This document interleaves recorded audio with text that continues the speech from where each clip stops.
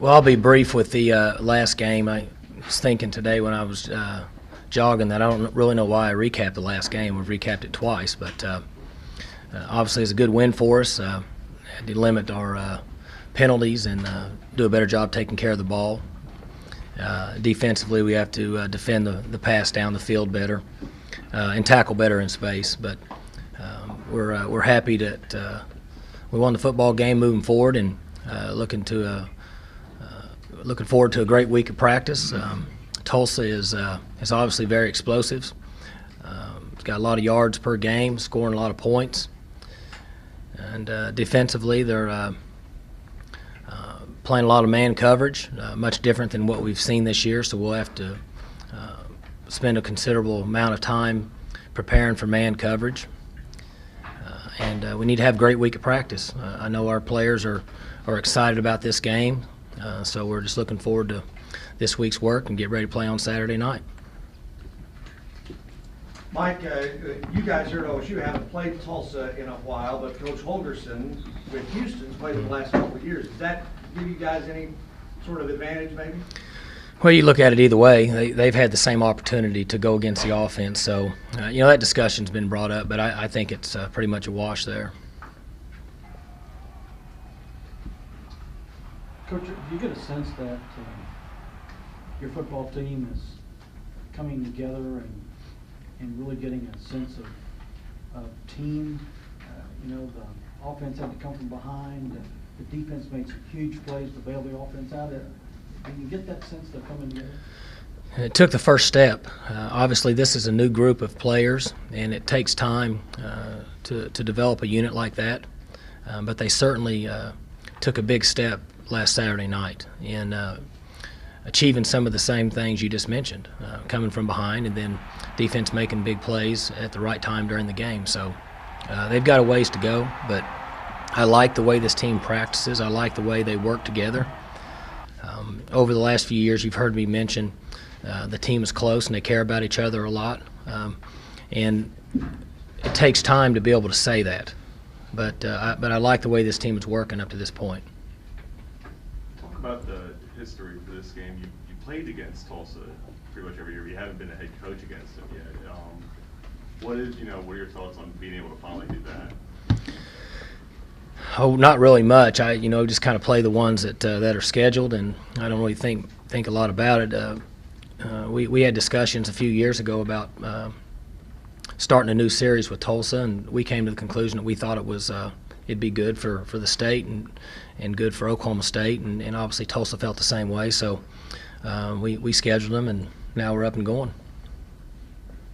Coach, how much of a problem does G.J. Kinney present for you guys? Give me a number. Is that 4?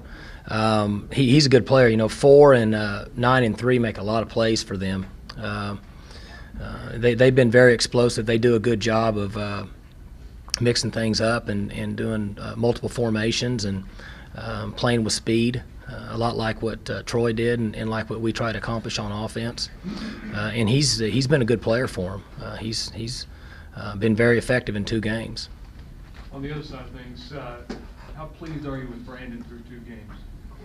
Well, Brandon has played fairly well. Obviously, he turned the ball over on Saturday night, and we would certainly like to limit those. But as I mentioned in the summer, that he's going to go through some growing pains. That's just the way it is. And he made some mistakes, and I think that Coach Holgerson and the offense in general understands exactly where he's at, and we're bringing him along. But I thought his poise and composure Saturday night was very good. Handled things very well. When he made a mistake, he didn't hang his head. He got back in there and he made the corrections and made some big plays in the third quarter to get us back in the game and then to put us ahead. Coach, with teams that tend to be inexperienced, where have you typically seen the big jump? Does it come between weeks 2 and 3? Does it come after an off week? Is there any experience you've had in that area that kind of gives you an idea where you might expect those leaps in terms of quality? The old coach's saying was between week 1 and 2, but I'm not sure that it happens that early. I think when you're playing as many freshmen as we are that in the middle of the season they'll start to get the hang of what's going on. We had some freshmen make some plays the other night that I wasn't surprised, but I was happy that they were able to make those kind of plays this early in their career. And practice is very important, basic fundamentals, and throwing and catching and tackling and using your hands and getting guys off you and doing things that are important for every game. And we're spending a considerable amount of time in practice now, more than we have in the past, in basic fundamentals, just because we're so young. The first half, you guys got it in deep twice and put field goals on the board. How important is it, especially early, to turn those into 6 instead of 3? When you play at home and you get a chance to build momentum, and it's not always going to be 7, but you certainly would like to score a touchdown there and again at 10. And I mentioned this after the game that 2 field goals and then all they got to do is score a touchdown, they're back ahead. So you really don't gain a lot of momentum. And at times when you're playing at home and you go down the field as fast as we did, and then they hold you to 2 field goals, they really kept the momentum, or they gained more momentum than you did kicking field goals. So it's important to be able to score, and we understand that. We've addressed those issues, and we have a plan for that. And in looking at the tape, we should have. We had guys that were in position to score, and we didn't execute the offense and run it the way it was supposed to. So we can correct those mistakes. Coach, would you talk about Brandon's thumb, why it's okay to play with the injury, what kind of injury it is, and has there ever been any thought of maybe giving him some rest or putting some rest on it? Well, I don't really want to speak specifically toward any injury. I've never done that. In all fairness to the young man in his career, and so I just have declined to ever speak in depth about an injury unless it's a season-ending injury. Did you ever have any thumb problems when you were your quarterbacking days? I've got all kind of thumb problems and finger problems, but we didn't have we weren't as far along with medical science as we are now, and so people didn't diagnose them other than just tape it up and don't say much about it or go play. But I mean, I've got a thumb that doesn't stay in the joint, and I've got a finger that's smashed, and it's never come back. And I think it got between 2 helmets, and they told me that it was a sprained finger. But I would think the joint's probably smashed like a pancake. So it's kind of just part of it. You ever seen Terry Bradshaw's fingers? If you look at some quarterbacks that have played the game for a long time, they've got some issues with fingers and thumbs and joints, and so it's kind of part of the game. And Brandon's doing fine. He's very fortunate that he's big and strong, and he's got big hands, and he can throw it down the field. So it's an advantage with his size, and his hand size has been an advantage for him. So if you guys are in a kneel-down situation Saturday, you plan on going from the shotgun again? As of now, we'll go from the shotgun, and take a knee. Mike, a couple of the offensive players that were out here today were talking about, they know Brandon's injury. They probably know better than, obviously, any of us. And they said, you know what? It does raise him in their eyebrows. I mean, and in fact, I think Greg Garney said, it's kind of inspiring when your quarterback says, hey, it doesn't matter, so I'm hurting a little bit, let's go on. A little bit like the Brett Favre kind of image in the NFL. Yeah, they're really making a bigger deal out of it than what it is. He's battling through some pain, but Keith Toston played last year with essentially a thumb that wasn't attached to his hand. He played for 5 games with it, and he just taped it up. And that happens a lot in football. We have a lot of admiration for what Brandon's doing, but he's just a football player, and it's kind of what you do. You just go on to the next game. Quarterback, though, anytime you can make your linemen, your other players feel like, hey, this guy is busting his butt, because they're protecting the quarterback. Right. It's got value, doesn't it, within the offensive system? I think anytime you have a skill player that's highly regarded, that gets a lot of press and coverage, and offensive linemen are the guys that they play every snap of the game and nobody says anything about them. I think they appreciate a skill player that will lay it on the line and do whatever it takes to give his team the best chance to win. Special teams was important for you guys last week, both good and bad. The kick return and the punt return. This week you guys are going up against another big-time kick return.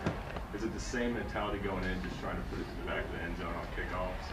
We have to do a good job of tackling, and we've identified the mistakes in what happened in the returns. And a certain part of that was the ability for him to run and make plays.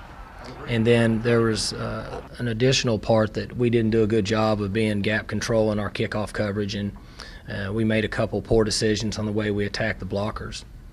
And we understand that. We talked about it on Sunday, and we'll work hard to correct it this week. Where's Tracy Moore at in his career, and were you aware of his family's kind of bloodline as you recruited him?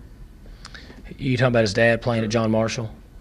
Yeah, and later at Tulsa. Right, yeah. You know, I grew up over there, and we're pretty close in age, so I was aware of his dad when I was growing up in high school, and we were familiar with their family background, and it's one of the reasons that we offered early and we really liked him was we felt like that he had good leaping ability, had good body control, and was a good athlete and had good bloodline, and so it's worked out well for us. You know, Tracy's been a good player early in his career. Mike, would you elaborate on some of the positives or reasons you did want to resume this with Tulsa? Some of the coaches have not wanted to play in-state, not necessarily speaking to them, but why it's okay now? Oh, I think there was a long list of reasons why to do it, and then there was a short list of reasons not to do it. And everybody's aware that when you're in state and you're playing a school that some people out there may think that you should be better than every year and you should win, that it fires that school up more and that you put yourself at risk. So for me to not speak to that wouldn't be very good. But there was a long list of reasons to play the game, and so after sitting down with the people that were making those decisions and listening to it, we came to the agreement it was best to play the game. And you play like Troy last week. If you're scheduling a preseason win, you wouldn't schedule Troy. I think everybody's aware of that. You know, if you want to play a really good team that's very athletic and will put you to the test, in most cases, you'll schedule a team like Troy. So I think that we felt like that it was good to play this game, and there wasn't anybody that was sitting in the meetings when we made these decisions that said, oh, we'll schedule Tulsa, they'll be easy, we'll get an easy win. That never took place. We just felt like it was okay to play the game. To be worthwhile for you guys, does it need to be a 2-for-1? Well, again, those are decisions that are made 2-for-1s and all money and those agreements. I don't really get involved in all that, and I'm just trying to worry about taking a victory snap right now. You know, all that stuff's over my head. And I'm really not avoiding the question, but I'm not big into all that. Coach Holder and the people that make all those decisions, I really lean heavy on them, and then they'll come to me and say, do you want to do this or not? And I'll either say yes or no, and if no, why not? And we come to some agreement past that. But we have so many other things going on that I think the mutual understanding of what we need to do from a scheduling standpoint between myself and Coach Holder and whoever else that may be involved in that decision, I think we're on the same page. So I don't really think a lot about that, 2-for-1s and money and all those issues. What are your general, what types of schools do you prefer to play in your non-conference? Do you prefer to play a school from another BCS conference? Well, when we were on a 4-game schedule, up to now, which is going to change, I guess, next year, we wanted to bring in a traditional school for ticket sales and, go play 1-for-1. But I think we're going to lean in the other direction now, because we feel like in conference we're going to get 9 games each week. I mean, throughout the season we're going to get it, and it'll be a challenge. And so whether we want to take on another game physically or mentally is probably not the best decision.